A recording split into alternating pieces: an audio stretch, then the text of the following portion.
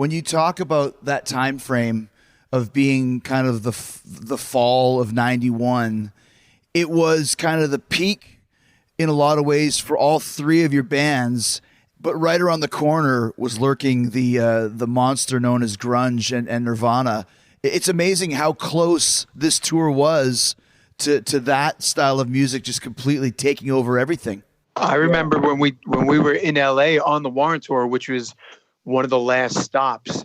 We went to what was it, Geffen Records, to just say hello to some people, and of course raid their closets for some music and whatnot. And everyone got a Nirvana CD, and we were like, "The hell is this?" Little did we know. That CD is the grunge equivalent of the coronavirus for hair metal. Eric Turner with the lead. Coming in hot.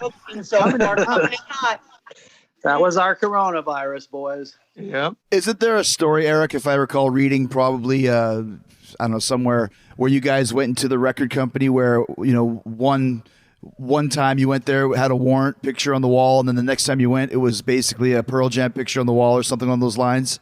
Yeah, actually, it was Jani Lane.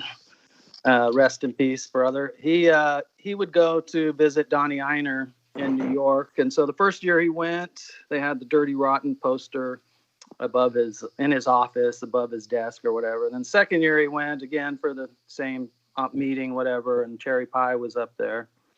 And then when it came time for us to put out Doggy Dog, he went to New York, and there was a big Alice in Chains poster behind Donnie's desk. So the writing was literally on the wall.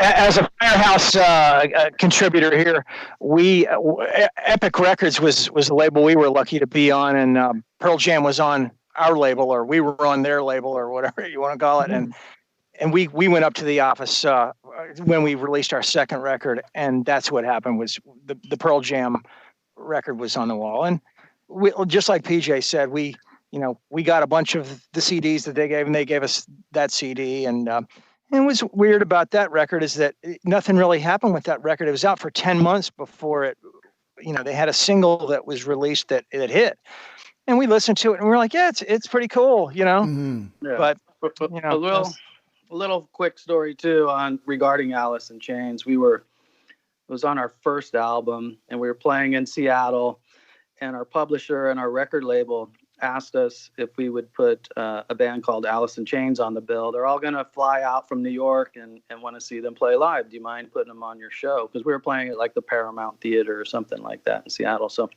the night they got signed, Alice in Chains, ironically, they opened for Warrant and Danger Danger. Wow. Yeah. Also, a little known fact, they toured, I think they did Poison tour, I think, right before we jumped on with them, I think. That's right. They did.